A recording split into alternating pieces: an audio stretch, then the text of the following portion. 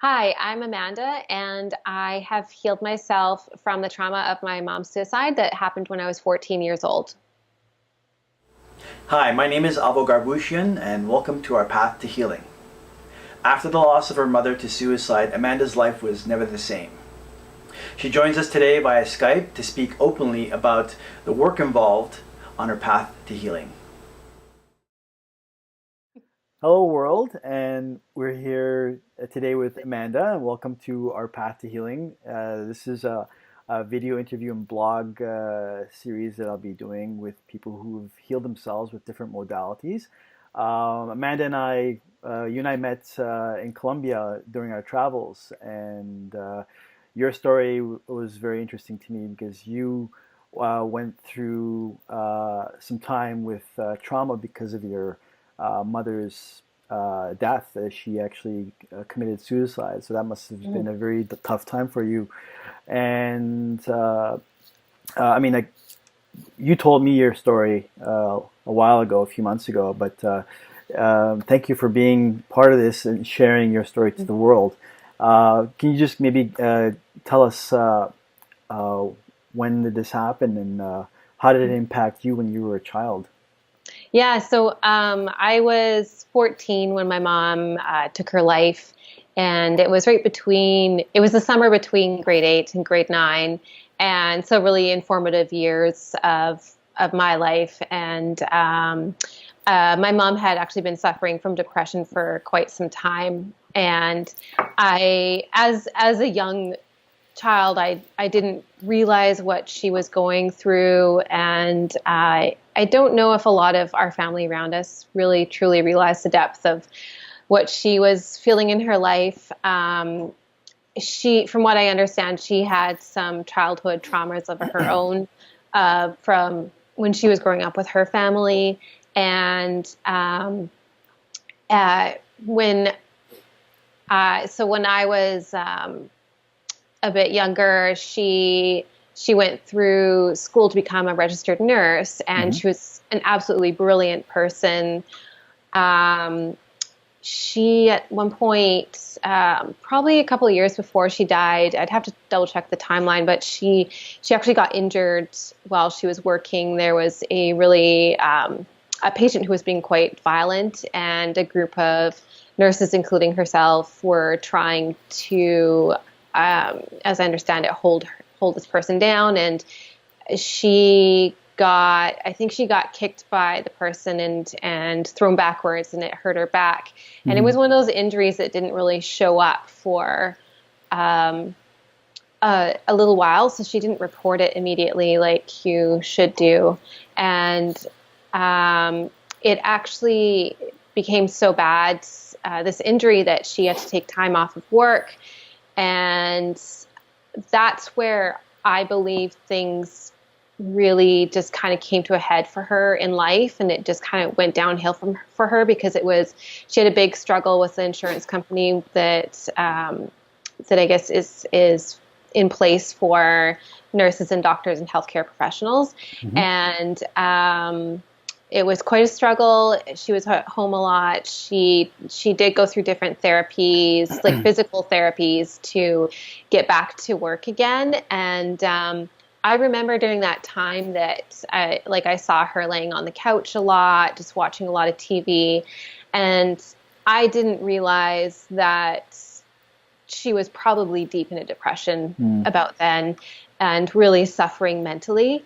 And I didn't know that. I mean, I was a young child, and I definitely, I don't blame myself or any of our family for it. It's just something that happens, and unfortunately, we're not always aware of how someone's suffering. So you think that incident in the hospital it amplified her previous traumas and triggered something worse? So I think so. That was my opinion, because that's the time where I really saw her struggling in life. And there was a point where she started getting better, and she was returning to work, and her health really got a lot better. She lost a ton of weight in a healthy way, and she was doing really well. And that was actually just before she took her life. So I feel like I've heard that a lot, where people who are going through deep depressions, that they may just come to this point in it that they suddenly start seeming really happy and that life is going really well for them, and then all of a sudden they just decide that's it, and they take their life. So yeah, so she went through all of that, and I was about to enter grade 9 when she took her life. So definitely for me as an early teenage years, it totally crushed me. I mean, it would crush anyone at any point in their lives, I'm sure. And I struggled deeply with it, and I went to school, started the school year just as everyone would, and but I definitely was a changed person, obviously, from that kind of thing. And how did it affect your family? So I have one sister, and I've got my dad. My dad, he and we've talked a lot about my mom's death, but I guess where we haven't taken it is like how he felt during that time completely. But I definitely saw him trying to do the best for my sister and I to keep us going. But I think he was really in a lot of inner turmoil, because that's a really big thing to deal with. And it was, just a lot of change. Within 2 years later, though, he started dating, and he ended up in a relationship with my now stepmom. So they've been in a relationship for a long time, but because of that, I saw a lot of probably misunderstanding between my mom's family, seeing my dad going off and starting to date other women. And what I didn't know is that he and my mom, they got married really young, in their, like, right out of high school, and they had actually grown apart over the years. And so their relationship already was not the greatest relationship by the time that she passed away. And so in a way, even though we were dealing with the grief of my mom's death, my dad was also ready to move on and start making a new life for himself. So it was the end of one life for all of us and the beginning of another one. So I definitely see that as a big chapter in my own life, that there's this life with mom, and then mom passed away, and then you start this new chapter. And the new chapter was definitely difficult.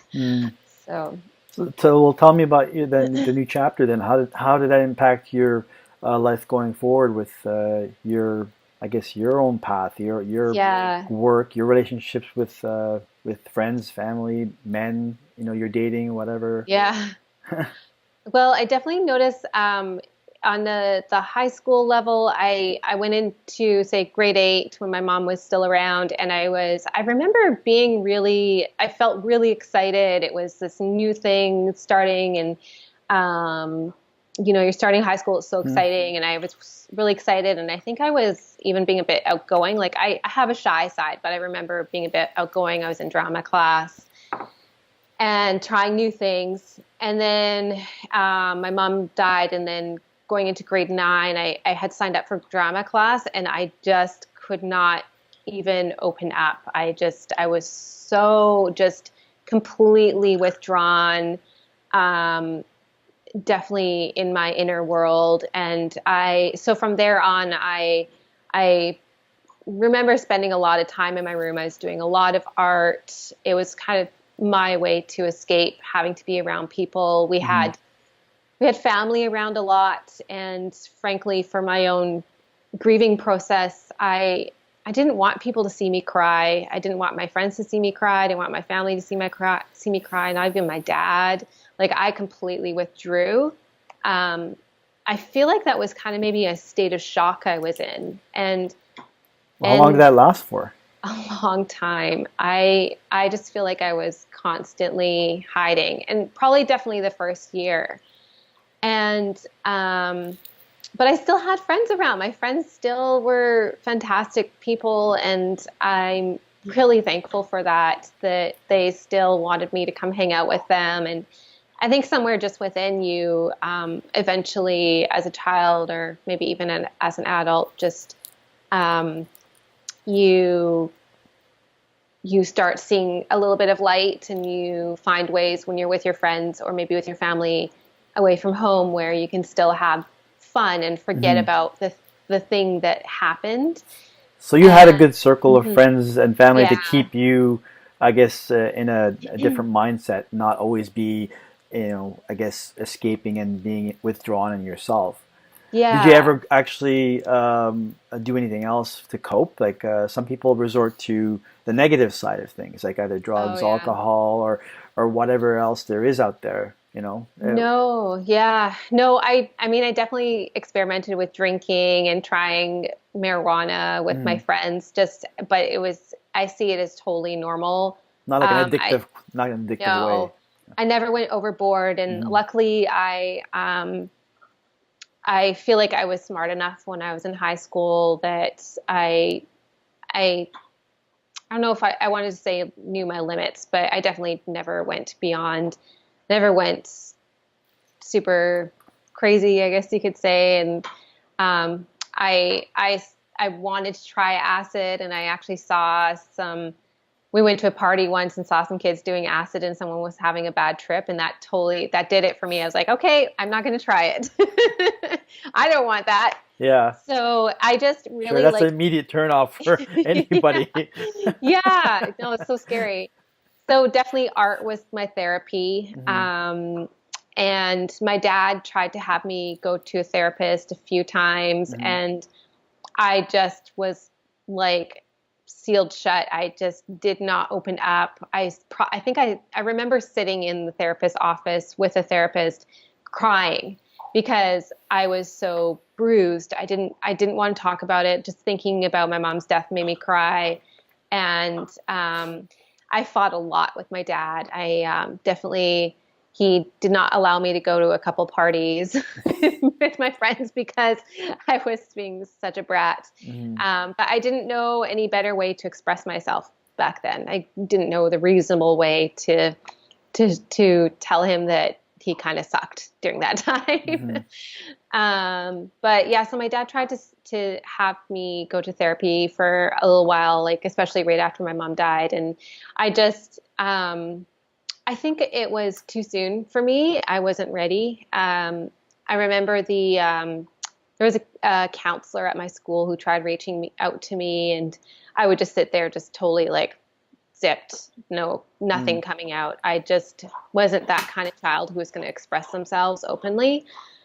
I felt with my mom's death, I felt very exposed. I felt like um, everyone knew what happened, and I was actually embarrassed. Like I was really devastated over my mom dying, but I was embarrassed to have so many eyes on me.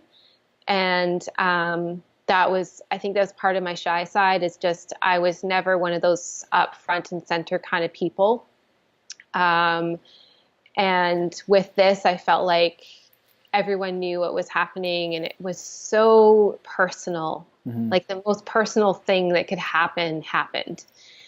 And so, yeah, so I just wasn't ready to open up. Hmm. Definitely people saw that I was really closed off Hmm. in my family. So I think that everyone just kind of left me alone once they saw I wasn't going to talk about it. So, and I think it's been really hard for everyone. If you want me asking, I mean,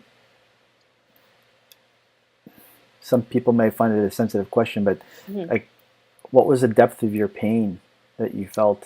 Like, like, Oh, um, that's a tough question to answer. yeah. Um, I mean, obviously later on it did expose itself Yeah. through your healing journey. But Yeah. were you um, I guess did you just bury it this whole time until you were on that path to healing, or did you actually engage with it and you felt it as well? Um, yeah, I definitely felt it a lot.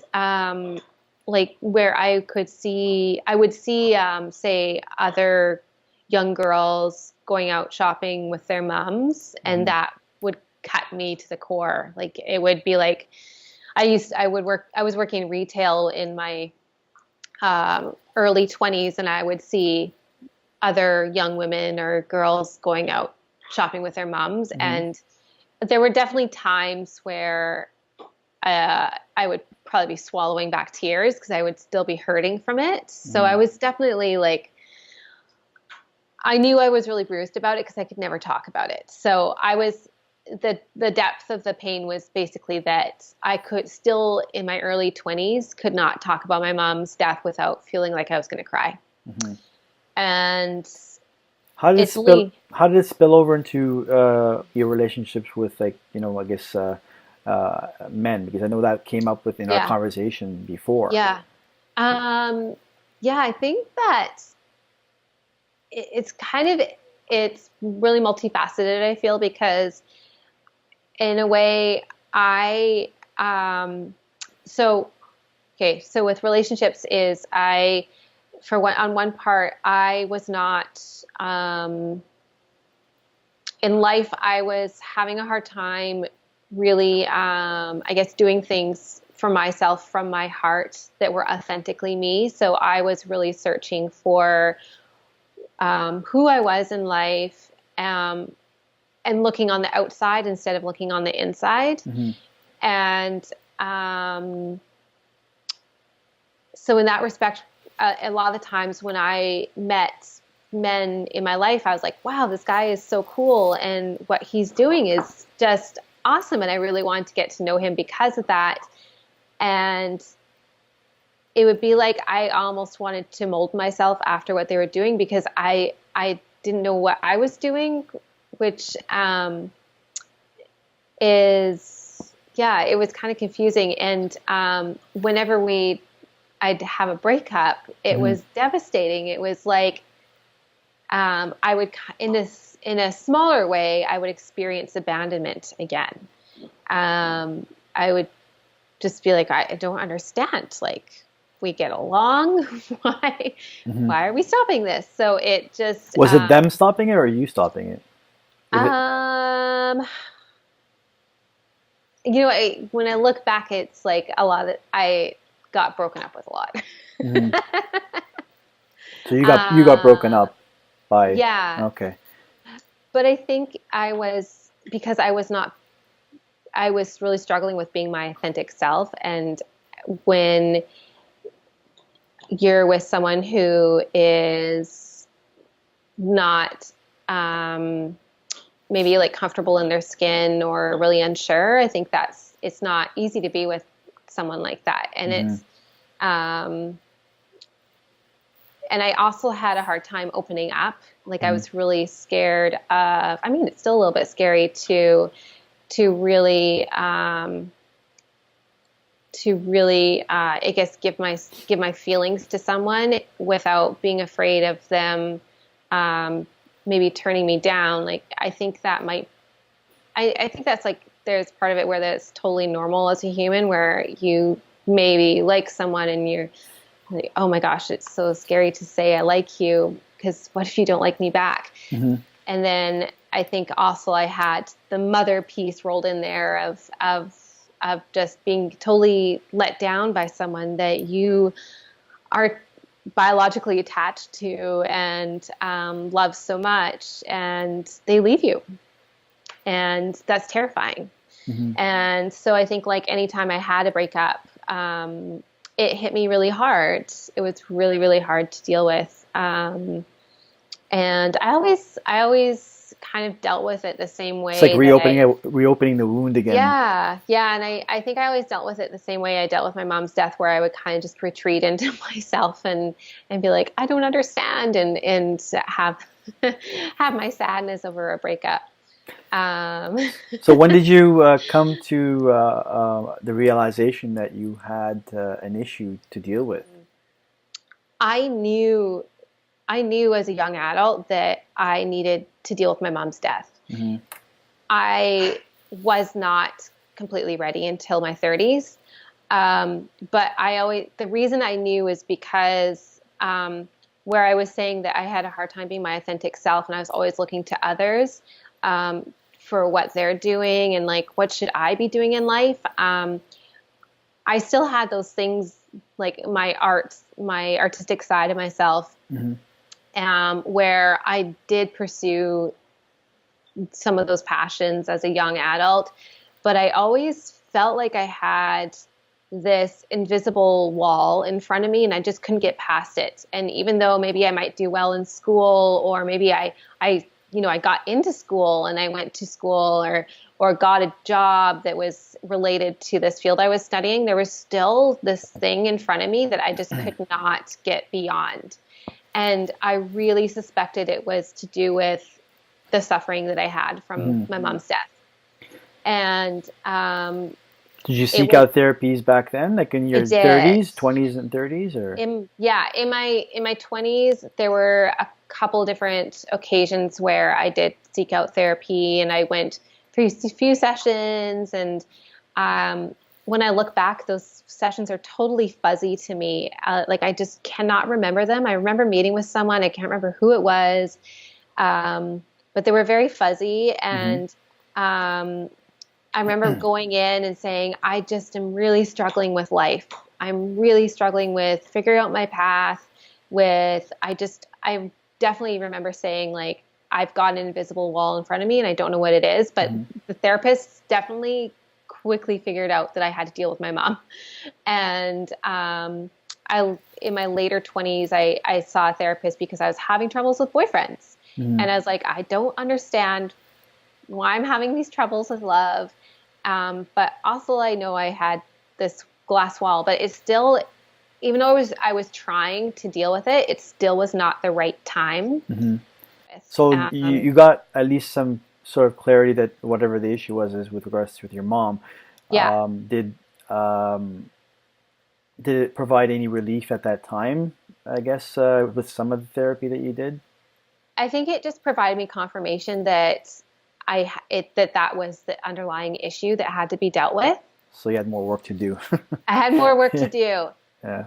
And did you want to ask a question? No, no, no. I'm just hearing you out to see Okay. what else you have to say. Yeah, so that it definitely, I knew there was more work to do. And you Hmm. know what I realized is that your body will only, and this is something I've learned over time, is that your soul and your body will only allow you to go as deep as you're ready to go. Hmm. And I wasn't ready to go all the way back then.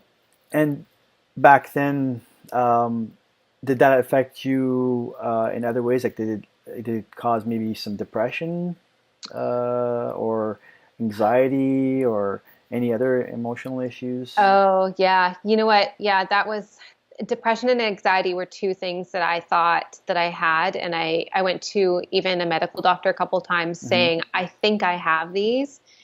And they had me fill out a questionnaire, and they were kind of like, oh, yes, maybe you might, like, we could try medicating you, but I don't know if you really are depressed or anxious. And I was like, no, really, like, I'm really struggling for something. So And did they give you any medication? Did no prescription? no, So you never took any prescription I drugs? never did, No. and I'm actually glad I didn't. Like, Hmm. in my 20s, I spent a lot of time sleeping on my couch. Like, I got to points where I was just really struggling with who I was and what I was doing in life, and I would just spend like a Saturday sleeping on the couch because I would feel anxious about going outside, because I felt like people would see me and go, "Oh my God, like she's um, you can tell she's really struggling. But that was just my own mind making up ideas of myself. There were a lot of times where I'd have suggestions from a therapist or a doctor of saying, oh, well, what if you try this technique and see how it works for you? And I'd go, oh, yeah, okay, I could try that. And then that seems reasonable, and I think I would feel better. And then I'd go into real life, and I would know I have this technique, and I wouldn't apply it, or maybe I would apply it, and I would just immediately go backwards again. And so I just probably really needed continued support is really what I needed. And I needed to be really real with myself and real with these doctors that this is real, that I'm struggling and I need help. But I think it's just all in timing. My feeling is that I would have probably found myself probably eventually circling into meditation or yoga eventually, because I was definitely interested in alternative ways of being, which are actually, I call them alternative, but they're probably like the traditional ways of being for humankind. Ancient, which most people will call. So I guess later on in life you realized that you had to do something about yourself and find some ways to heal yourself. When was that spark? When was that, like, that moment where you said, like, that's it. Like, this is just too much pain. This is too much to deal with. So that happened in 2015. I was finished. So coming up to 2015, I was working at like 150% capacity of myself. I was working a full-time job. I was taking fashion design classes 3 nights a week, plus having homework. I had a dog. I had a boyfriend of 6 years. I was scheduling myself to the nth degree. I was the balance queen of fitting everything possible into my schedule. I was like, oh, this needs to be done. I can make it happen. I can make that happen. I can make that happen. And it was like overload, but I was thriving on it, and I was super proud of myself. I was really afraid to be single because I thought I didn't have enough trust and confidence in myself that I would find the right person one day. I was really fearful of being alone, and I knew I couldn't stay in a relationship. And I finally broke off the relationship. It was one of the biggest things I've had to do. It was really, really difficult. Shortly after, I started dating someone, and it was really passionate, and it showed me things that I never really knew I could have in a relationship, and that relationship ended. And when it ended, I was devastated, and I didn't know it immediately, but what it actually did was brought out my grieving process that I had to deal with from my mom's death. And when that boyfriend and I had our breakup, we were friends before we dated, and I kept saying to him, I'm going to change. And I didn't know what that meant, but I kept saying, I'm going to make some changes. And I knew from my deepest self that I could not continue to live life the way I had been living it.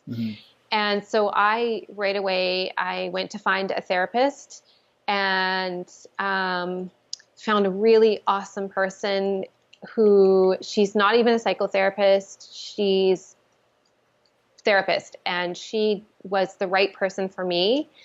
And which I believe is the best thing that anyone can find, is having someone of some kind of support who you resonate with and who you align with. This is back in 2015? This is 2015, yeah. And she basically had to calm me down because I was so devastated. She quickly realized that the feelings I was going through were, yes, they were in part to this broken relationship because there was some other things happening with that breakup that were not cool. But at the very core of it, it brought out the grief from my mom's death. And she recognized it right away that we need to go into this slowly. And she explained it all to me. She was really great. She explained to me that it takes your brain this long to form into adulthood. And then at that time, it allows for people, when their bodies are ready, to start processing things such as old traumas from their childhood. And that's what's happening to me. And she explained to me that we had to go gently and slowly, and she would take me back. She did tell me some of the methods she was using, and I can't remember the names of them, but basically she would take me back to times. She'd be like, do you remember what happened during this time? Do you remember what happened during this time? Did she use hypnosis? No, but okay. it would basically be like, what was it like the day you found out your mom died? And then I would go back and remember, this is what happened. And she'd say, okay, what were you feeling? What do you remember? What was around you? What were you doing? And it's basically reliving what happened. And I was talking with one of my friends actually earlier this year, who is he's a war veteran, and he was explaining some of the therapies that he went through to overcome some of the traumas that he experienced while he was overseas at war. And some of them were very similar to the techniques that my therapist was using with me. And so it's basically just reliving, maybe remembering and going through what happened to identify and to understand it and to make peace with it.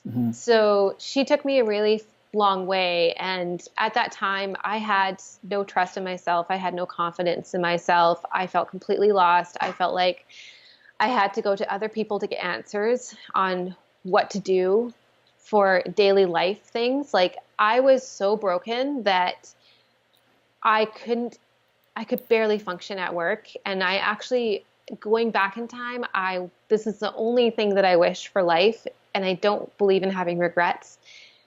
But I would recommend to anyone who is going through something similar that if you can take time off of work, take stress leave, go to a doctor, ask for them to write a doctor's note for you that you need to have stress leave so you can keep your job, I would do that. And at that time, I was still in that capacity of like, do, go, take on so much stuff that I felt guilty for having to even like take a sick day. And that's so ridiculous because this is our mental health we're dealing with. Anyways, I still worked through all of this. And we're having a therapist was my first stop, really. But that was my awakening. I was shaken awake. This last breakup was like the thing to be like, come on, Amanda, like no more living life like this. We're going to make some changes and you're going to start honoring yourself. So that was like the best thing that could ever happen in my entire life. And now I call that, so my mom's death was the beginning of a new life. And 2015 was the beginning of another life. And so this is like take 3 of life. So now you're on another as well. I guess after that, you discovered a different healing modality. Yeah. A different method. How did that happen? How did it happen? Yeah. Do you remember? How did it happen? I'm a traveler and I love to see the world. And I knew I wanted to get away. I wanted to go to Costa Rica. Why did I want to go to Costa Rica? I can't remember. I just knew I wanted to go. So I made it happen. Because it's beautiful. It's an amazing place. Yeah. And once you go, you want to live there. And so I managed to get a month off of work, and I saved a bunch of money, went to Costa Rica. My first day on the beach, for the morning, I was going, am I going to make any friends? And then that day I met a woman around my age on the beach, and she and I started talking. She said, hey, you need to meet some of my friends. So I met some of her women friends, and turns out they were all going through different kinds of healing in their own lives. Mm-hmm. And it was really just, I was just like all ears. My eyes were open. I was listening. Talk about synchronicity. Oh It's my like gosh. you just open up yourself up to a It's, support network. yeah, So totally amazing. yeah. And you know, like those things that you learn along the way in this kind of healing that we've done is that we're all mirrors of each other. Mm-hmm.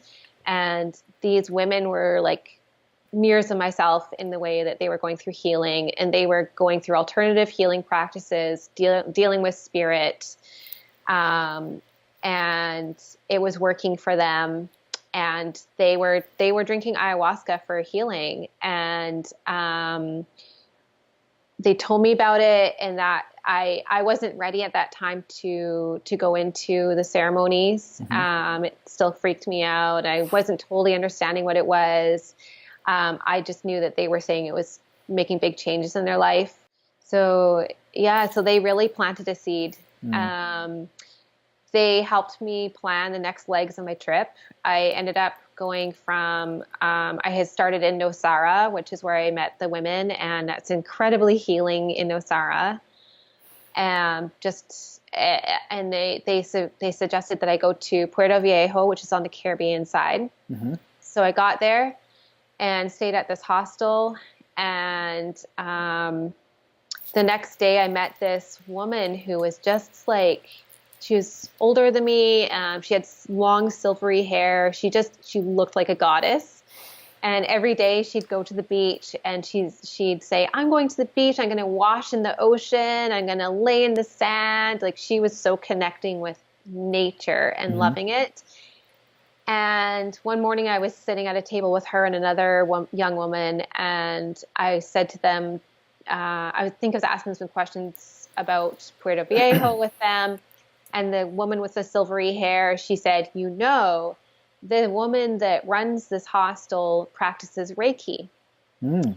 And I went, oh, cool. Because I had actually just had my first Reiki session in Nosara. Mm-hmm. And I didn't know what to expect. And it was, this woman who did my Reiki tapped right into, she said after a session, I noticed a lot of energy going on in your left side, which is your feminine side.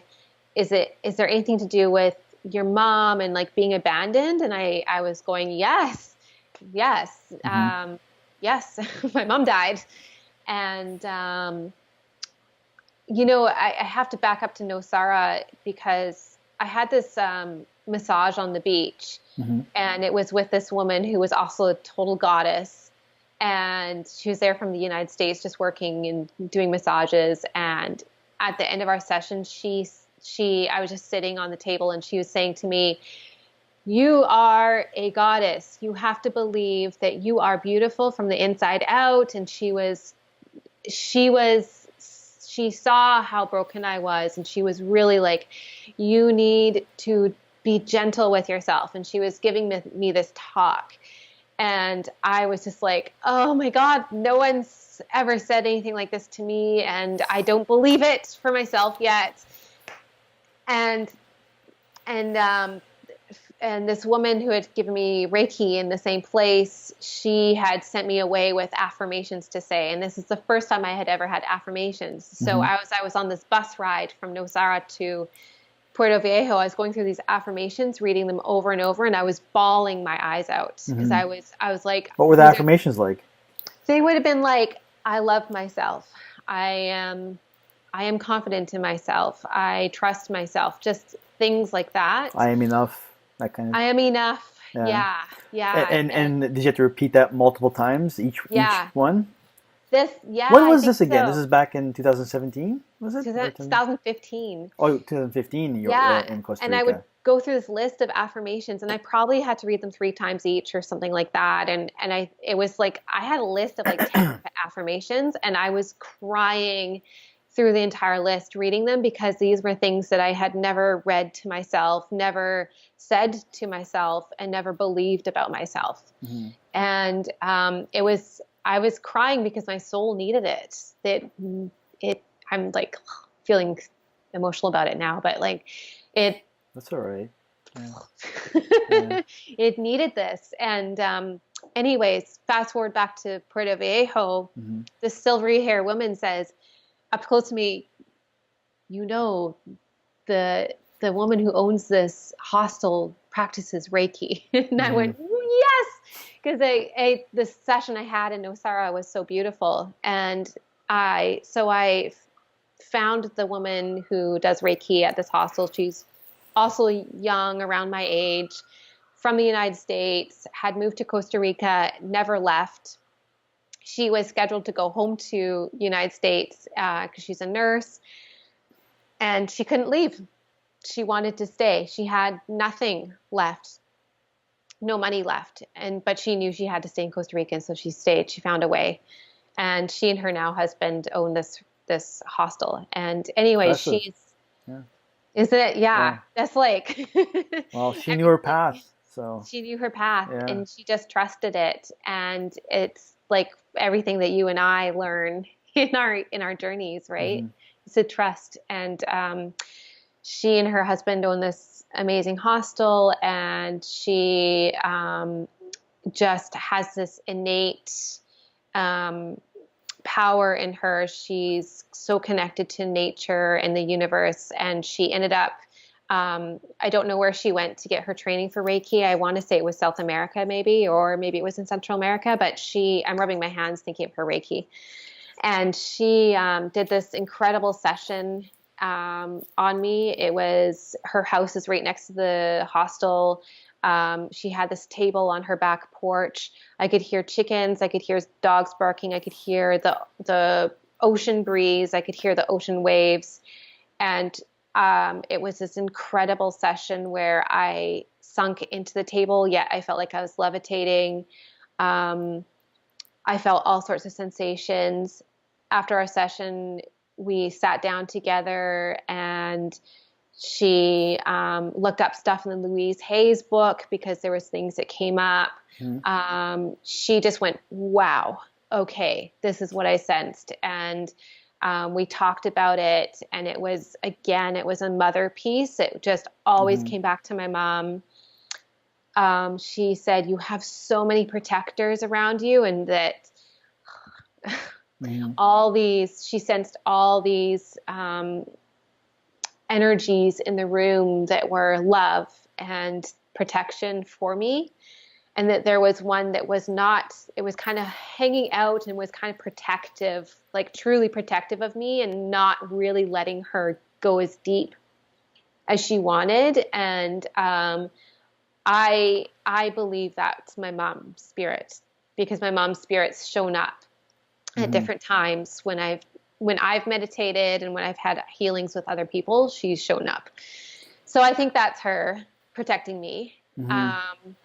And what this woman found was that my heart was in this box, and I pictured this wooden box, and she said, it was really hard to get into it. So I was really, really heavily protecting my heart chakra at the time. Mm-hmm. And so I went after that, and it was an amazing session, and I continued traveling, and I went back after I finished traveling. I came back home to Vancouver, and I was just like, I need more of what that was that I Mm-hmm. had in Costa Rica. And so I sought out more healing in Vancouver, and I actually didn't have another Reiki session for probably a good year. Oh wow. Because I only choose people that I resonate with. Um, so after that, you decided to go back, though, right? I did go back. Uh, So, I think like some important stuff happened in between, because I did go back to Costa Rica a year later for more energy healing, more mm-hmm. spiritual healing. And in between that time, when I was back in Vancouver, I continued to see my therapist, Mm-hmm. because she helped. There was obviously healing that was unfolding from my experience in Costa Rica. I found a Chinese acupuncturist who I still see to today, Mm-hmm. who is an extremely intuitive, gentle healer. Um, Is this what kind of acupuncture did you do? Because there's this one I discovered oh, a few months back. It's Mm-hmm. called esoteric Oh. acupuncture, which kind of gives you a similar type of enlightening experience like when you're in ayahuasca.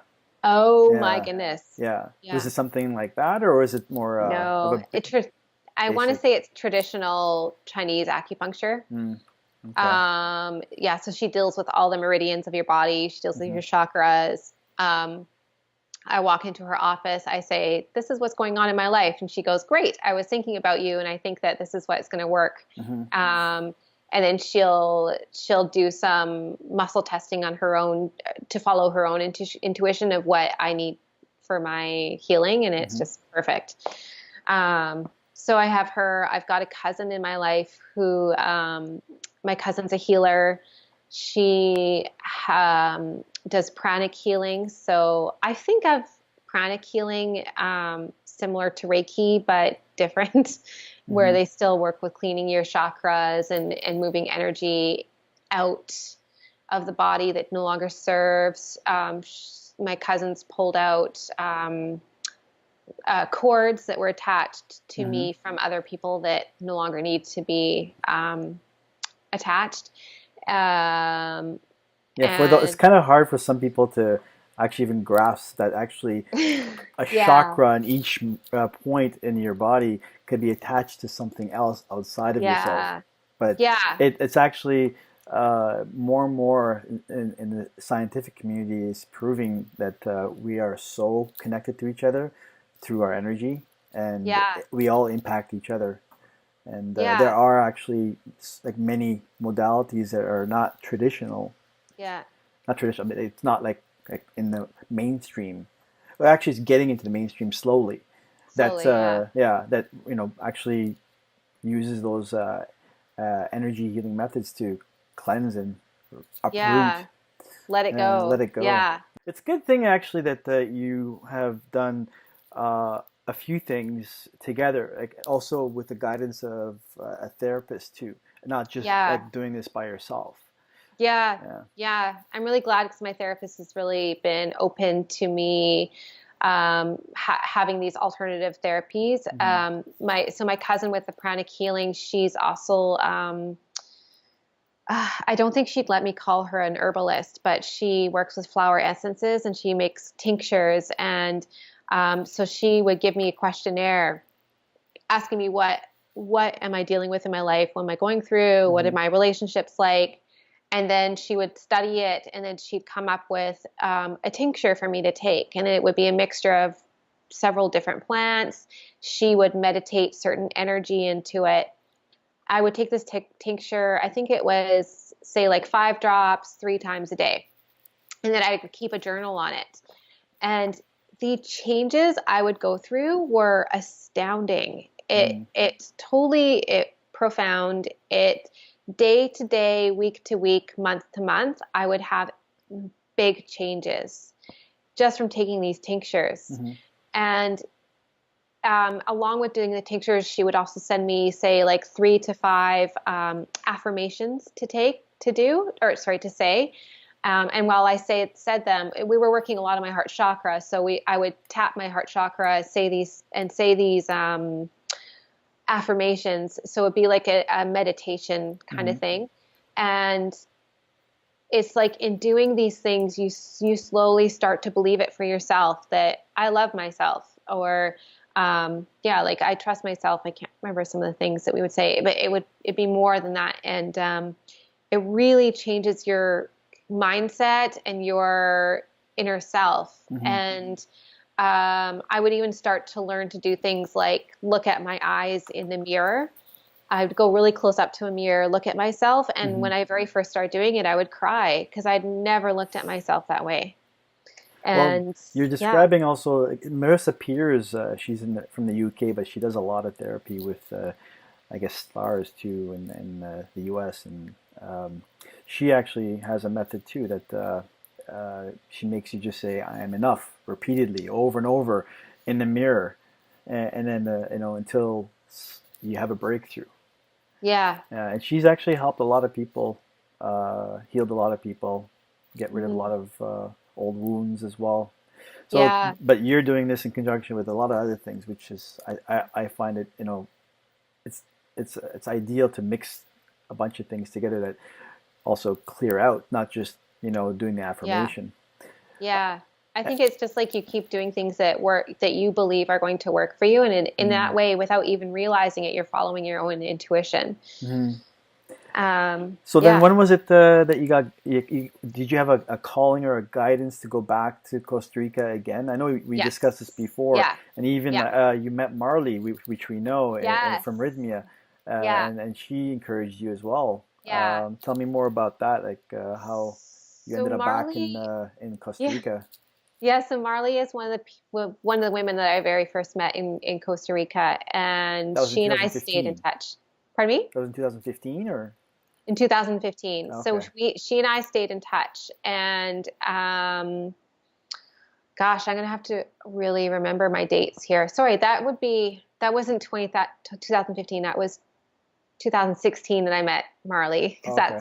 I went to, yeah, the next year I went to Costa Rica and I met her and stayed in touch over Facebook with her. Mm-hmm. And she continued on with medicine work.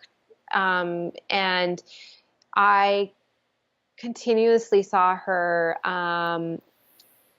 changes on Facebook. She would do posts, she would take pictures of herself, she would talk about things that she was working on, and she's already a beautiful woman, and she just became even more of truly like a goddess that she Mm-hmm. is, and um, looking increasingly more healthy, and just it was really incredible, and everything she spoke about really resonated with me, and I was going through similar changes, on a smaller scale, because the spiritual work that I was doing it's gentle, very slow, but it's what I needed. Yeah, the way I look at it for myself is I was so outside of my body, when it was 2015. I was not connected with my inner self, and I was so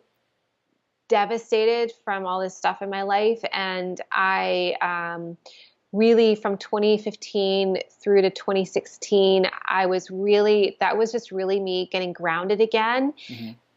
becoming more centered in myself, coming out of an absolute devastated feeling. I was doing a lot of running in 2015. Like, I was running away because I could not sit with my thoughts for 5 seconds. Mm-hmm. I was just in such a mess. And so I think, yeah, like all the steps that happened in my life had to happen so that it would prepare me for my next level of spiritual and medicine work. Mm-hmm. And I think it was 2017. I had just bought my first condo, just moved in, and I knew it was time for a spiritual healing session. I did a distance healing with an intuitive person who was on Vancouver Island. Mm-hmm. So we had a phone session. I just laid on my bed and she cleaned out my chakras. We did some check-in work. She's like, basically she would say, this is kind of where you're at in your life, and this is what I'm sensing. And then I know it when it's a good person where I don't have to go into the session explaining a lot about myself, and I don't tell them what's going on, and Mm-hmm. they just kind of key into things. And if I resonate with what they're saying, then I know I'm on the right track with them, and vice versa. Anyways, that night I went to bed, fell asleep really quickly, had this crazy dream where I was in a grocery store. I was pushing a cart, turned a corner, and kind of bumped carts in with this Aboriginal woman. And when she and I bumped carts, we looked at each other face to face, and her face, kind of like in a movie, went from where she was and just zoomed way in like that to me. And it scared me, and I woke up right away. Like this? Ooh. Yeah, like that. Yeah, and she was very serious. She In was a dream, looking that at could be a little bit freaky, right? So, Yeah, yeah. yeah, yeah. She was looking me right in the eyes. I just woke up going, "Whoa, that was terrifying." Mm-hmm. the next morning I woke up, I checked my Facebook, I had a message from Marley, and she just said, "Hey," that was it.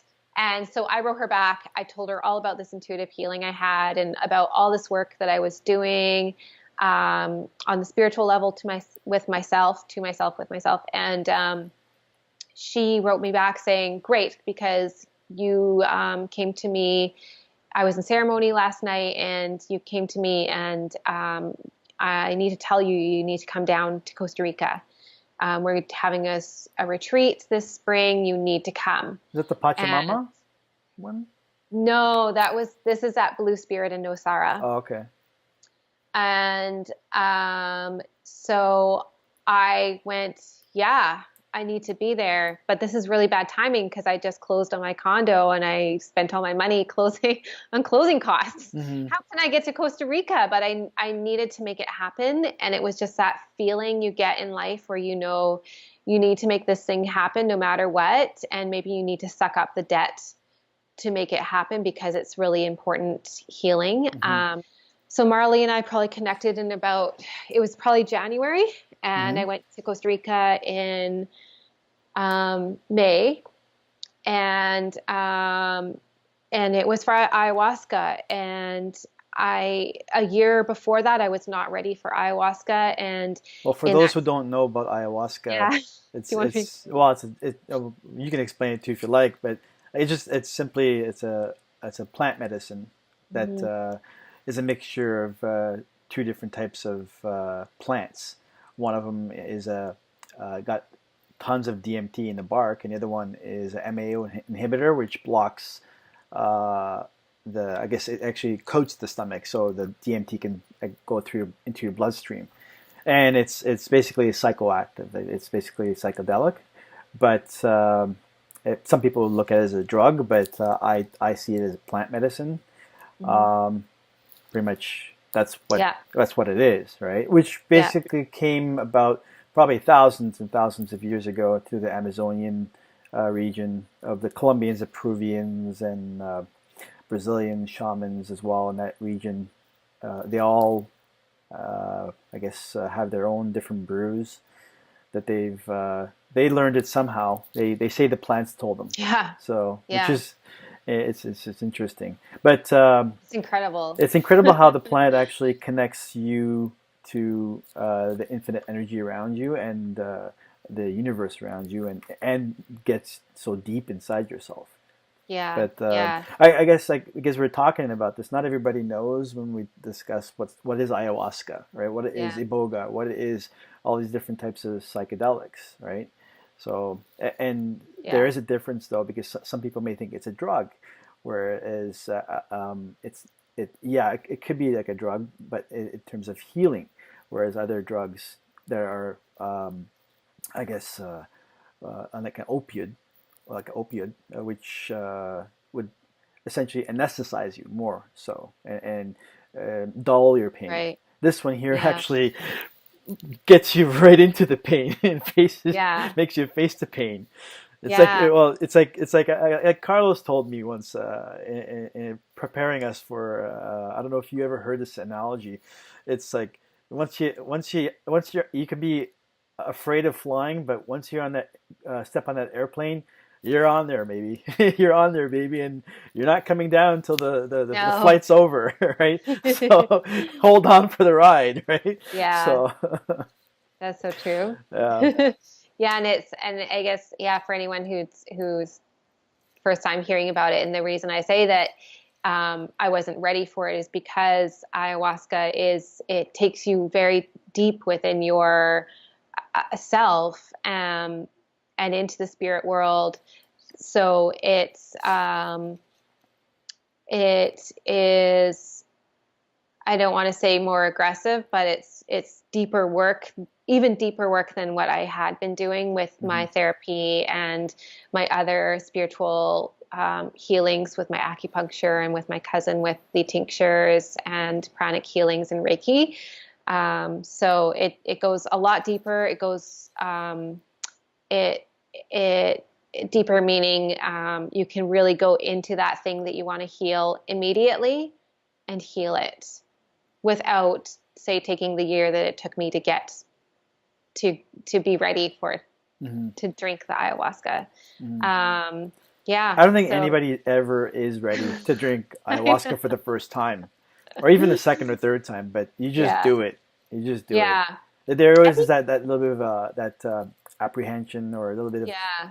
little bit of anxiety. But some people more so. But You know you're ready because you know that you want to take that next step. even though you have that little bit of like apprehension and that tiny bit of anxiety, Oh yeah. yeah, it's like I still need to do it. So down it goes.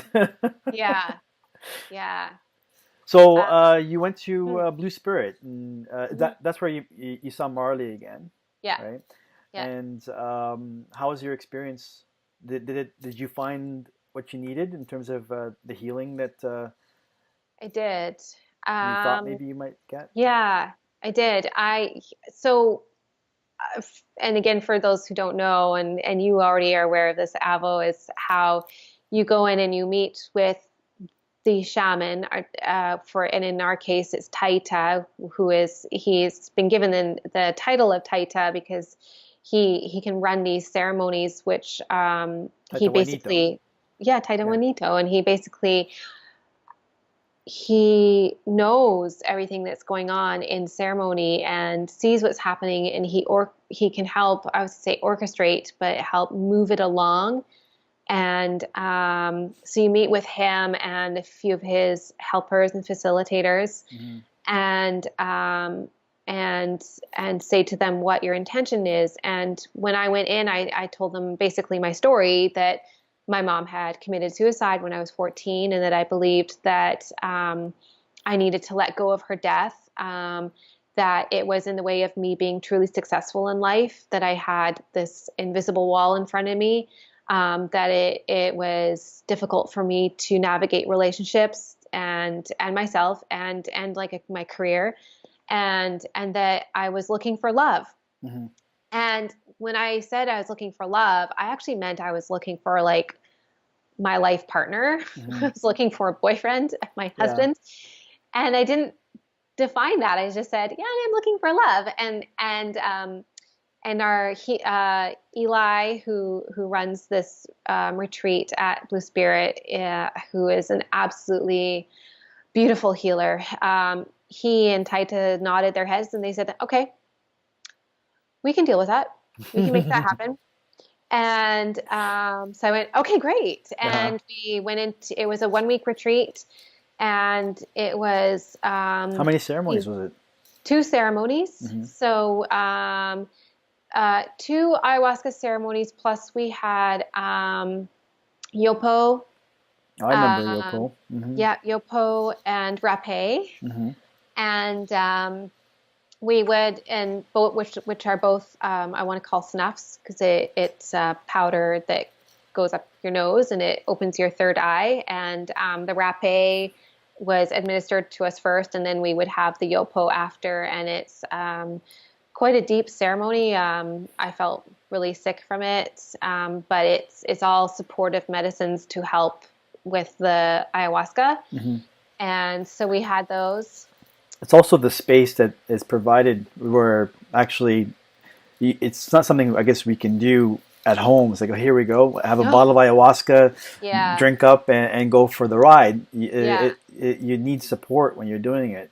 yeah. Yeah, That's the thing. even if you've done it multiple times, you do Yeah, need the guidance of a shaman or yeah, a guide or an expert, somebody who knows how to move that energy yeah, if you're trapped or if you're having difficulty. yeah. I I'm think sure that's and I've had my difficulty. I'm sure you've had your difficulty. yes. Yeah, Oh, yes. yeah. And I think, Avo, I think that's awesome that you brought that up, because I think like that's the number one thing, one of the number one things probably to talk about when, because ayahuasca I know is coming up often now. It's becoming more well known, and um, I've definitely had a couple friends in my life who are interested in it, and Hmm. it's like one of the first things I say to them is like, you need to find a group that you trust, that you're going to take it with, and I absolutely recommend that you take it with a shaman, because you need someone to direct the ceremony. You're dealing with serious stuff.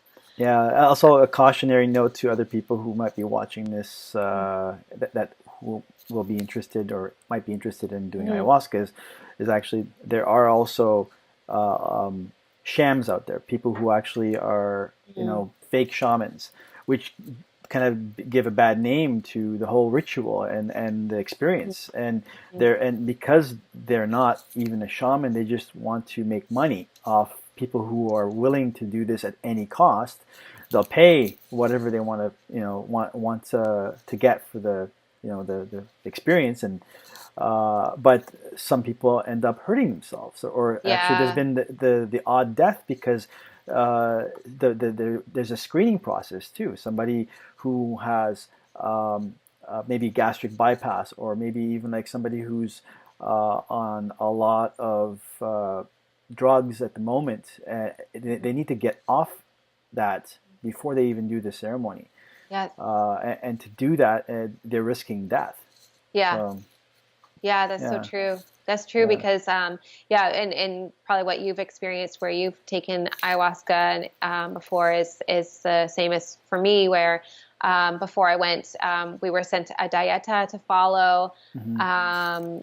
and also that list of if you are on any kind of prescription drugs, this is what you need to look for, because exactly what you're saying is that you Mm-hmm. have to come off it first. And if you're someone who drinks alcohol, or if you do recreational drugs, maybe you have a heavy drug addiction, then you need to let them know. And it's really important to let the healers know if you are going through certain things, Mm-hmm. or taking certain things, so that they know what they're dealing with, and if they can have you in part of the ceremony at all, I'm assuming, Yeah, depending on what is going on. So yeah, those are really important things for sure. to take note of. And Um, so, what when you did it, what was the experience like? Like, it was incredible. I was scared. I was definitely scared because I am not someone who, like, I don't smoke marijuana very often. I have before, but I don't like not being in control of my body. So I was scared of that. But one thing that I've been told is that ayahuasca gives you what you're ready for. mm-hmm. And so I had the two ceremonies, and my first ceremony was very gentle. I saw some shapes, like I saw some like triangular shapes, Some sacred and geometry? yeah, Mm-hmm. exactly. And Do you have visions? no, not my first ceremony, no, Mm-hmm. and not my second ceremony. It was more like downloads of information that I would get after. Mm-hmm. So basically, I was kind of like in and out of sleep, it felt, because they go all night. And um, my first night, yeah, I would see some sacred geometry, see some images, and it would be like each time I closed my eyes, I would kind of travel. It was like I was traveling into space, which is kind of cool. And I'd go, whoa, and then I'd open my eyes and it'd be gone. And as soon as I open my eyes, I go, oh, that was okay. I want to go back to that. So I Mm-hmm. close my eyes, try to get back to it, and then it would be something different that it would show me. And It's like a portal you're going through. yeah, and you always get, at some point in ceremony, you'll get a healing with a shaman, and you are guaranteed to purge. I want to say, I think I've heard of some ceremonies where maybe it's a different blend of medicines for the ayahuasca, and people maybe don't purge. Mm. But so far in all my ceremonies, I've had purging. It's funny, my very first one I never did. Oh, really? Okay, Yeah, so there you go. but it was not with Taita. It was with a different shaman in Costa Okay. Rica. But Oh, yeah, okay. Taita's is strong. Yeah, Okay. his is very strong. Yeah, His is I don't think anybody can escape purging from his brew. Yeah. Yeah. My first ceremony was definitely, let's just say it was very cleansing for my body. Mm, I think that's exactly what was happening, is that a lot of it was, I was in the bathroom a lot, doing a lot of cleansing. mm. And do you want to get into No, that? I didn't. No, you don't have to go all of the details. That's okay. But And yeah, just get give people the essence of like the the healing. experience, yeah, the healing. But Yeah. I mean, uh, after you came out of it, after that week Yeah. of that healing, Yeah. what Well, what did you notice about yourself? Like, um, I felt so much love. My heart chakra felt like it exploded in a good way. mhm, It felt like, you were it felt open. kind of like a beacon of light was coming out from my heart chakra and Hmm. just like, and I was asking, Eli after I was like, do I need to cover this up? Because I just feel like I'm totally just, my chakra is just like wide open. And Can anybody he, see this light coming out of me? yeah, like I want to protect this. I don't want to give this away. I don't want anything coming into it that doesn't need to be I don't want to there. give him any sunburn either with my light. Yeah, yeah, yeah, yeah. But you know what? Yeah, I've seen people when they come out of ceremonies, like how, you know, how different they are, like how lighter they are as well. yeah, And yeah, yeah. yeah, definitely. I felt like a goddess for the first time in my entire life. Like I actually believed it. And that I can say was the outcome of my second ceremony. I 100%. What I will say is like I purged into a bucket, Hmm. and Eli was my big savior. He came in, healed me. He gave me a big shaman healing, Hmm.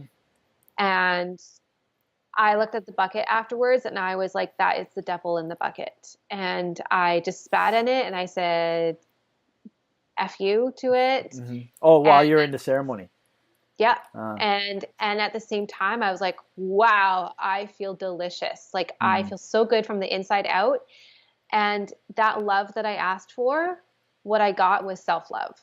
And that's exactly what they teach us in our spiritual healings, and especially with this medicine work, is love, isn't it? hmm. And So that's the relationship with what I got. yourself greatly improved. Then it sounds like. Yeah, it improved to the point where I was single Hmm. and I did not want a boyfriend. I like, not that I was swearing off men forever, but Hmm.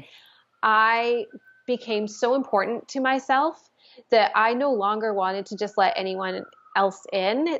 I finally became that thing that it is so important for me to heal myself, to be on my path, and to strengthen myself. That I did not need to look to others to Hmm. find that love, because I have it so strongly for myself now. Hmm. And that is truly the biggest, blessing from it. Is it was, I didn't expect it, and I didn't know that I was asking for that Hmm. when I asked for it, You and I got got, self love instead of seeking out like the mate kind yeah, of the thing. outer love. Mm. And that is just, I just hope for everyone that they can find that in their life at some point, because that is, I truly believe that is what we all need on this Mm. planet, is to learn that love. So that deep introspection, Yeah. when you're in that journey, Hmm. will get you there. I Yeah. guess it's inevitable that it does, and obviously there's still more healing to do. But Hmm. I find a lot of people who I've also spoken with, the first two, three experiences are very profound because it's like a shock, Yeah. right? But it's like when you come out of it, you're like wow. Anything negative is pretty much kind of like, you know, either Yeah. minimized or purged out completely. Yeah. So in your case, now um, you felt a lot lighter. You've got this immense amount Mhm. of self love for yourself. Yeah. Um, why did you go back for more? Because our work never ends. It's so true. Yes. Because now that I have, and now that we have started on this journey of awakening Hmm. to our true self, our spirit, Hmm. it's things, continuously unfold, and you go deeper and deeper into your own healing and spirit and self. And I just, I so basically I was able to let go of the trauma of my mom's death in that first retreat with the two ayahuasca ceremonies, and found the self-love. And then um, the next piece for me was to really, I wanted to work on my life purpose. Mm-hmm. I've not been satisfied in my career for a long time. I kind of like fell into what I'm doing, and I felt really stuck. And I I knew I wanted to go back, and so I went back to work on. I wanted to work on my life purpose, and again, which so in my first ceremony, I asked for love, but I didn't define that I meant that I wanted love with a partner. I just said I want love. So this time I went, I'm looking for my purpose. Mm-hmm. Instead of saying I'm looking for my purpose because I want a new career, I just said I'm looking for my purpose. And then in the back of my mind, because I want my career. And so it was, but I think that was like actually probably my inner self. So instead of Amanda doesn't get specific enough. Sorry. we So I have to go back again. But it's kind of funny. So I went in looking for my life purpose, Mm-hmm. which is really big. Mm-hmm. And that could be It is. anything. And maybe that changes. Maybe we never know what our purpose is. Um, but I think now in saying that it's part of probably my inner self, my subconscious was like, haha, you need to just be authentically you. And this is what your purpose is going to be is you being you. And then I'll find my way to my whatever is going to make me happy in a career. And that's definitely what I'm working on now anyways. And Mm-hmm. I feel really good. But yeah, I went in looking for my purpose, and I knew I wanted to work on my self-confidence, and I wanted to work on my speaking my truth, my throat chakra, because I I've had some sessions with intuitive healers where I've always wanted to speak out. I've always felt like I want to act on behalf of the earth, on behalf of animals. I have like this activist side to me, and I've always been afraid to speak out. Mm-hmm. It just really resonates with me because ever since I was a little girl, like it's just, I've been really careful about what I say. And I'm like, I want to speak. I want to speak my truth. I want to be out there, and I want to share my passions in a So, good way. so you and I met in Colombia at Finca Yeah. Ambiwasi, where we had 4 ceremonies with Taita Juanito. So now that you're bringing up exploring your life purpose or finding out what your true life purpose is, did you get the answers you needed when you're away in Colombia? Um, yes, Mm-hmm. they weren't as fast as the ones I got in my first ceremonies. Mm-hmm. These lessons have been unfolding through the integration process back home, which which I should mention for anyone who is new to this, that the biggest piece is when you get back home. It's 50% of the work is when you get back home. Mm-hmm. It's really important. And I'm definitely feeling that 50%. Mm-hmm. I felt it last time, and I'm definitely feeling it this time, probably even stronger. And it's actually really friggin' cool. What did you do to, I guess, reintegrate back into normal life? Like, did you do anything else, like meditation, yoga? I don't know. I mean, what Yeah, other yeah. things did Actually, you do? Did you like kind of like just yeah. maybe sit alone and be introverted for a while? Like I know when I came back from Colombia myself, it took me about 3 weeks to a month to integrate Yeah. everything that I experienced, and still more stuff was coming up after that, but almost a month. Yeah, the first two that's weeks okay. was even difficult to even meditate. It just I just sat quietly and just observed whatever was coming up. I'm gonna be honest. I feel like I'm still, well, I guess I'm looking at integration maybe in two ways, where integration back into like your normal everyday life, which, yeah, I feel like that's about a month. And I think I felt about that same way after my first retreat, that it was probably about a month of like, I was still feeling like really strongly energized Hmm. from my ceremonies. And and then after that month, it was like the honeymoon period was over, and then I was like, okay, You have to okay, apply it now. now I need to put this to action and talk everything that Taita, Carlos, Eli drill into us, like meditate, eat nutritious food, think about where your food comes from, do yoga, and that's one thing I didn't talk about, is that I definitely uh, in my awakening is and just actually just before going to the first ayahuasca retreat, I had finally started really digging into yoga, and it was just like, now's the time. Hmm. Okay, now I'm practicing yoga, and wait, I get it. Now I get it. It's the practice, and it's a journey in itself, and I love it. And so definitely yoga, yeah, it's been a big piece of it. And um,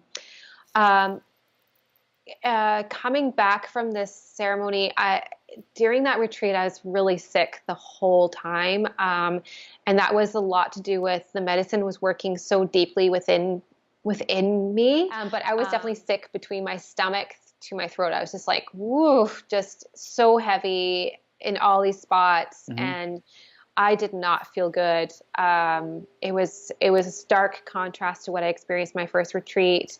And this is definitely not to turn anyone off. It's just all part of the work, and it's part of the beauty of it. But coming out of it, you know, you're I felt a better. lot better coming out of Yeah. it. um, and I definitely, coming back home, I've definitely seen my confidence growing. I've seen my freedom of speech growing. Um, I've been working on my authentic self, which is part of my purpose and part of my path. Hmm. So I'm actually really terrible at meditating. I've been I meditate when I feel I am struggling. Hmm. And this is actually something I just talked about with my coach this weekend, and she helped me see it in a new way, because I keep going, oh my gosh, I need to meditate. I don't meditate. I need to make it part of my daily practice. And she said, what is it that you like about meditating? And so I thought about it, and what I like is I love that it makes me feel grounded. It brings me back inside myself. Hmm. It makes me feel calm. It makes me feel present. And I also love when I meditate and I ground myself, I feel a wave of energy go through my body. And that tells me, that's my sign that I'm connected to our earth and I'm connected to our universe. Hmm. And I love that.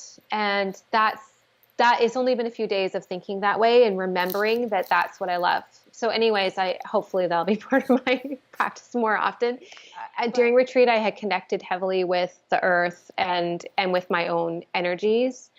And coming back, I wanted to connect to those again. So immediately I went to find ways that I could start connecting Hmm. with feeling energies like in my hands for healing. And I signed up for an empath course about learning about tuning into my empathic ways. And so I took that probably a month after returning. Hmm. And another thing I did is actually I broke up with my boyfriend that I was dating at the time. I knew that we were not aligned, and he was not a bad guy in any way, but uh, there were just things that were not aligning between us, Hmm. truthfully. And I needed time.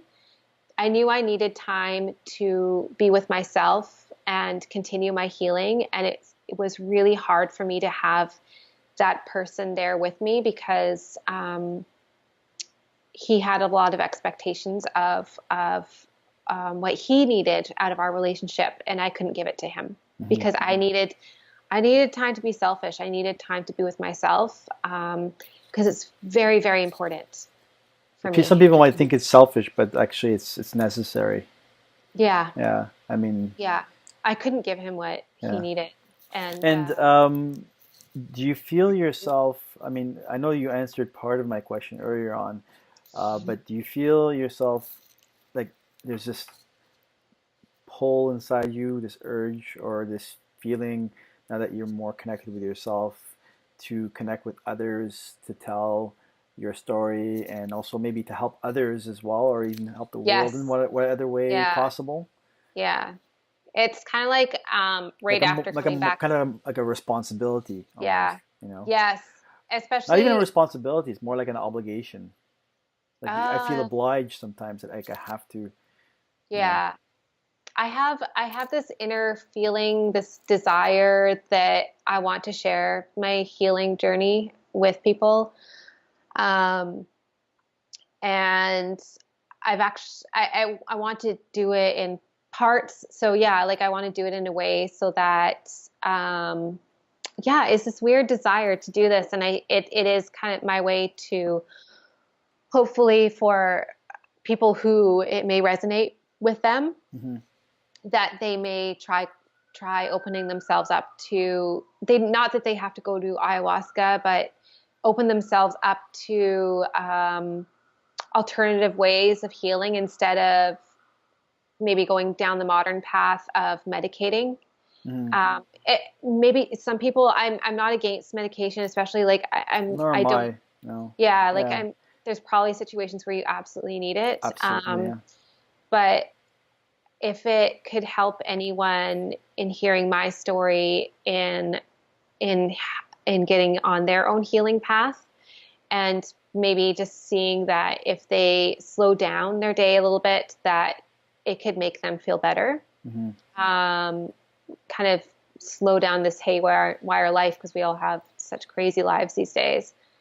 Well, Uh, I think yeah, it's endemic of the way the structure of society is too. That how you know it affects our own well-being too. yeah, So it's because it's everything is like rush, yeah, and and everybody wants things now. It's like you know. yeah, and definitely after having the experience with ayahuasca, I've definitely wanted to shout it from the rooftops. And I Mm, wish that everyone could experience it. I wish that everyone would want to experience it because I don't know if you experienced this, Avo, but like I feel like it took like 10 years of therapy into one night, mm, like the things that you do and heal or things that you see and experience and heal. I feel it's like it skips years of therapy mm-hmm, and like I was still seeing my therapist after my first retreat, but it was really helping me understand the changes I was going through, and so I'm definitely not recommending to skip therapy, but it just really helps you get to the source when you're ready, mm-hmm. and the love that we all feel. I want to say collectively that we all feel after we've had um, the ceremonies, and that love has been revealed to us in that way that it's hard not to share it Mm-hmm. with everyone and want everyone to feel it. Yeah, some people might struggle with it a little bit to tell their story at first. I mean, I know that uh, when I came back from my very first experience, um, I mean, I was telling everybody and anybody. And some people were like, "What What? the hell are you talking about?" Right? Yeah. Or whereas like some people, particularly certain family members, would be like, "Okay, great, we love that you feel good, but don't tell anybody else this." It's like, Yeah. because it's like there's this thing about like why should you go tell other people about what's deep inside you? But that's coming from their fear too, and I think that you should be fearless when it comes to telling Yeah. people what you experience, because that opens up their courage. It opens up Yeah. them to participate or share their own experiences, and it's inspiring, I think, to some people. Mhm. Some people Yeah, and might not care, but I think it does open up a wave of uh, inspiration. I believe so, and that's what mm-hmm. this whole purpose is too. Like Hmm. you and I talking about this right now and sharing it with the world. I mean, like Hmm. I hope it connects with as many people as possible. But on the flip side is there are uh, people who might dismiss it, right? Hmm. Despite whatever benefits we may have experienced, which is fine. I mean, everybody has their own path, and I hope everybody finds Yeah. their path to healing. Not to sound cliche, or sorry, Mm. not to be cheesy about our path to healing, but it's important. And I mean, like, thank you very much for, I mean, sharing your time with me and everybody who's going to be watching this. Mm. Um, but uh,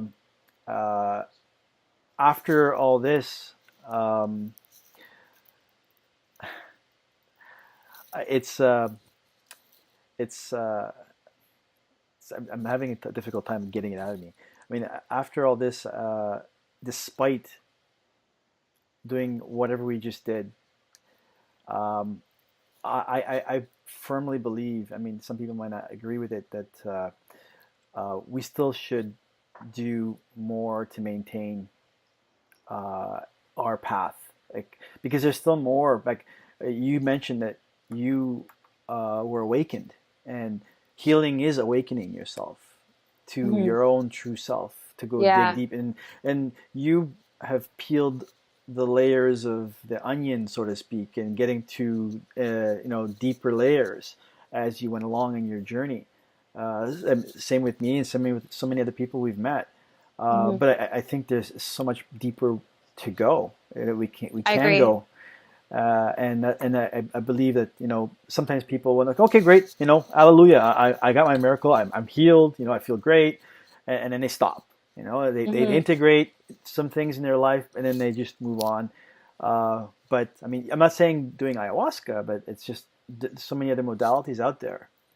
From Yeah. doing like the acupuncture you mentioned, in conjunction with yoga, breath work as well. I don't know if you ever Oh, experienced yeah. breath I work. have done breath work Yeah, too. which is phenomenal for Yes. uprooting a lot of repressed stuff Mm. from who knows when, right?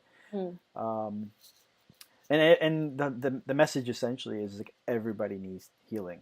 It's like, if somebody says, "Nah, I don't need any," but I think you're just denying yourself uh, even more well-being if you're already feeling Yeah. good. I think So. it's just uh, like maybe with me or maybe with what you've experienced is that you really don't jump into the healing process until you're ready. Hmm. And Yeah, it takes time. yeah, because there's people I've talked to as well that have said, um, I don't have anything to heal. Hmm. And Yeah. most of us have something to heal. If they don't have anything to heal, they're lucky. Yeah. I don't know how they, yeah, yeah, there's a Well, lot of we're shifting. also talking about adults here, like Yeah, anybody from 25 and older, or 24 and older, yeah, whatever, something like that, you know.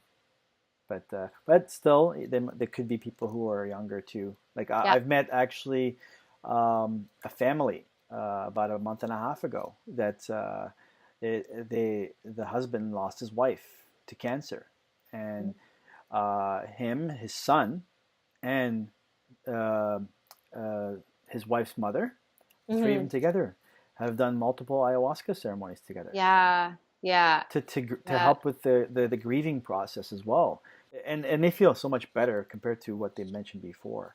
yeah, It's a beautiful thing, especially when you can share it together as a family, or a group of friends. And yeah.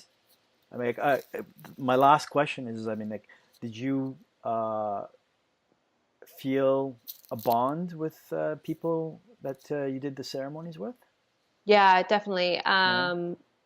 Definitely. I think definitely my first retreat I had major we had it was formatted slightly different than my our Columbia retreat. Hmm.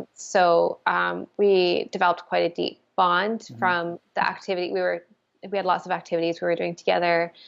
But I'd say in general, just even doing the medicine work, that it's you everyone is in such a vulnerable place that um, it's hard not to have some kind of bond with some people there. Hmm.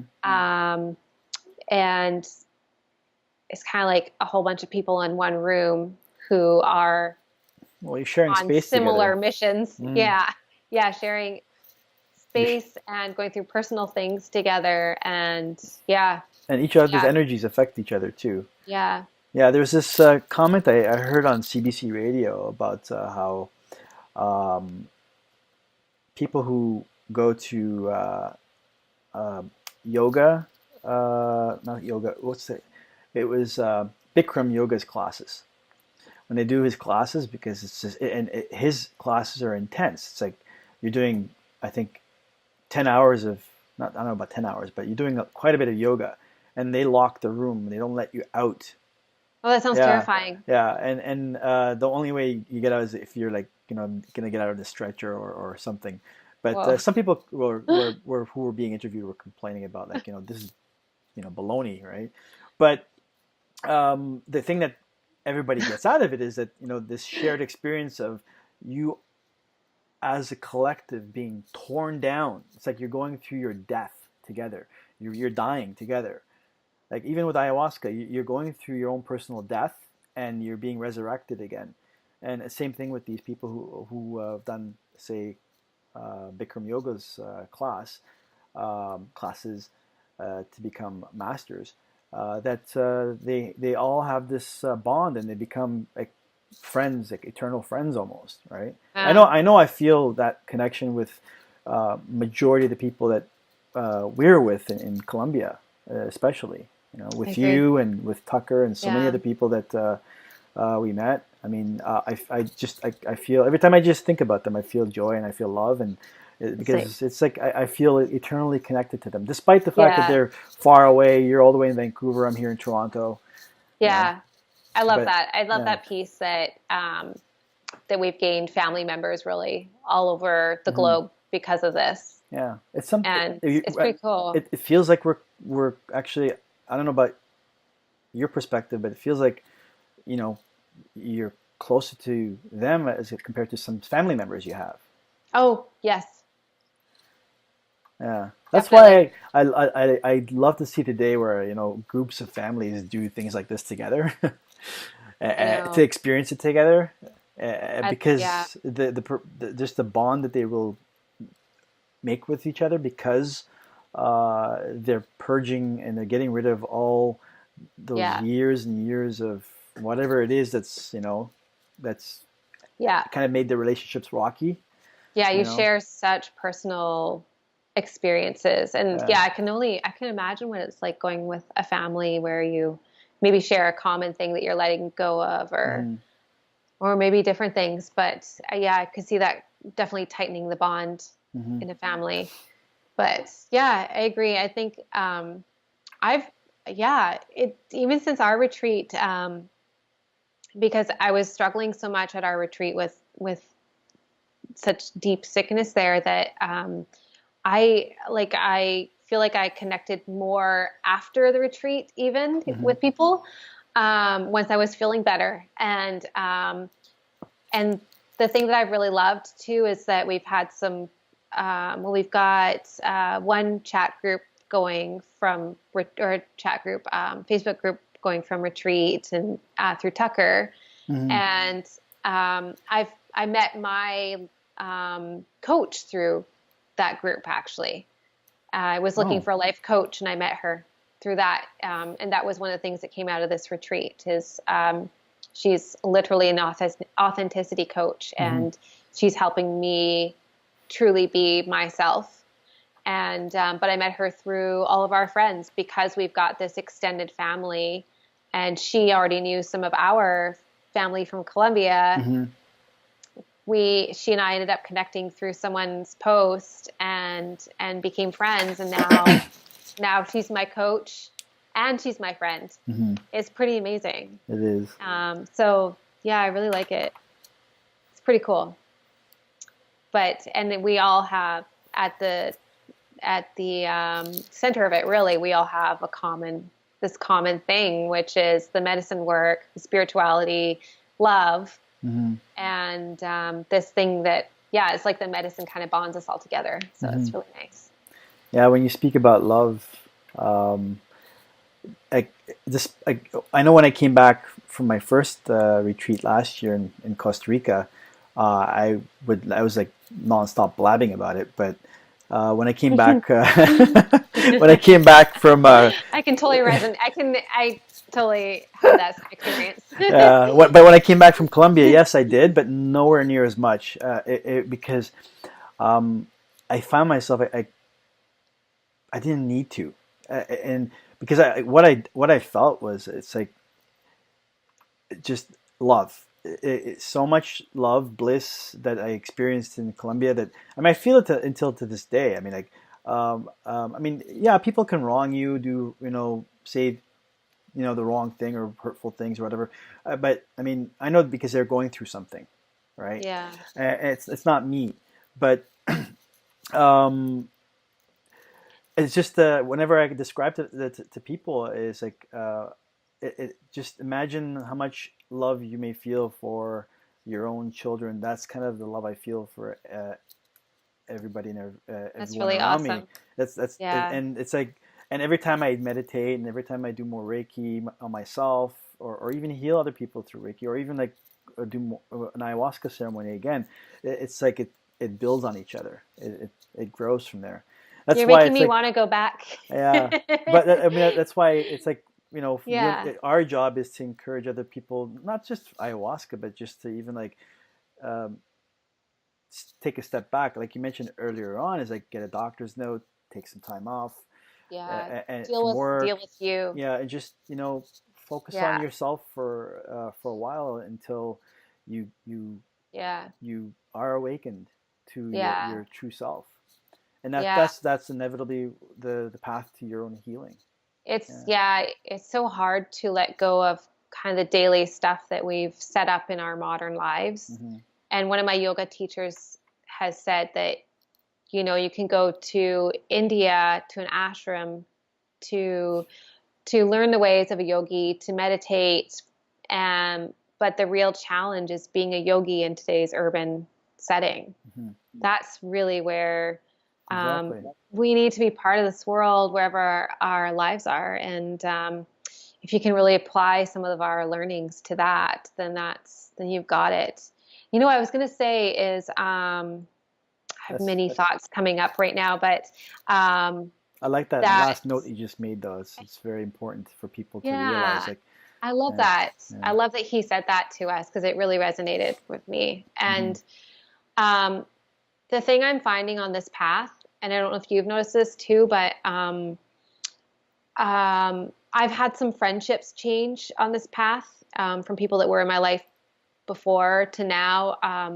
And it definitely has a lot to do with me where because I was so bruised and hurt and angry and sad in the past, it's like I attracted people who were similar to me in that way. Hmm. And, and I still have, not like everyone was like that, but, and not that I didn't have happiness. It was harder for me to be happy, but I'm like, probably there's a few things here where in the past I was maybe happy not very often. It was like a struggle. And now it's like I'm happy all the time. Hmm. And like if I have a down day, I'm going, what is going on? Okay, what am I letting go of now? What's being processed through that I'm not feeling happy about, or Hmm. like what is it that I can do to fix this? Because now I know what it feels like to be happy. Now I know what it feels like to love. I'm now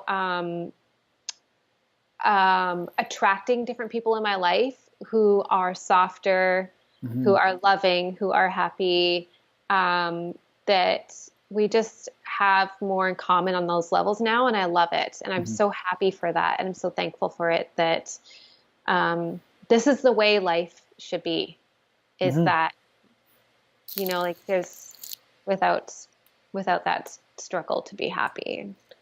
Um, my dad said something to me. He saw me, I think 3 weeks after I got back from Colombia. And my dad's been really open to me going off to do whatever I need to do to feel like I'm healing. And I told him all about ayahuasca. I sent him documentaries. I sent him links about it. And because he's been one of those people that he's had to learn that I'm not taking a drug. I'm not taking something addictive, that I'm doing a medicine that is thousands of years old. Mm-hmm. And there's been times where I've had to learn that, but he saw me after this latest retreat, and he said, "Whoa, Amanda, you look so good.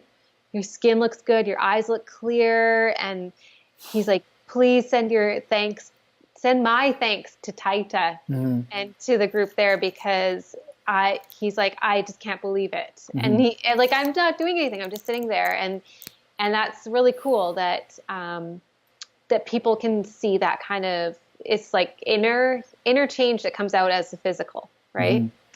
And I usually struggle with a lot of back pains, and it was a lot in my lower back and hips, and which has a lot to do with like moving forward in life and like holding in old energies. And I've been letting go of so much stuff that I have less pain in my back. Like it'll kind of show up sometimes, or like if I'm maybe not in a good space and maybe I Mm-hmm. have negative thoughts and my back goes, oh, but,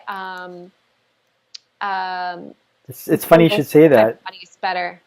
That I mean, some emotional issues or other traumas or whatever it is, like pain that's inside our bodies also is manifested because of what else is going on inside ourselves, our thoughts, our emotions as well.